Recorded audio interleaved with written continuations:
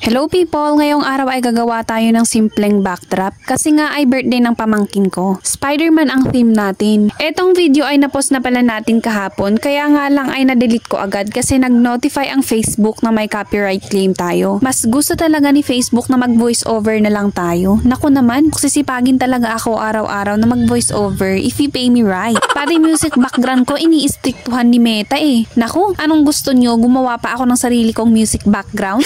Medyo magalaw ang video natin kasi maraming mga makukulit na bata dyan. Yung balloons pala galing sa mga previous gigs natin. Yan yung mga pinasobra na pwede pa naman magamit at sakto nga ay red, black, and blue kakulay ni Spider-Man. So ayun, gora lang tayo. Gabi na nga rin kaya naman ay 30 minutes lang tayo dito so wala nang isip-isip. Lagay na lang ako ng lagay. Etong web natin ang pasapot ni Spider-Man Kuno. Wala na nga tayong magamit dyan kaya straw na lang. Sabi ko nga ay yung yarn na black sana para mas maganda kaso ay wala nga tayo nun. Sorry naman sa pamangkin ko, nakalimutan ni tita ang birthday mo kaya naman ay eto na lang muna. Sorry. Naisip ko nga na lagyan ng gagamba ay kaso wala tayong ganun kaya yung balloons na lang ang ginawa kong spider. Walang paa kaya nilagyan ko ng tali. O diba, saan ka dyan? Para naman magmukhang galamay ng spider ba? Ayun lang.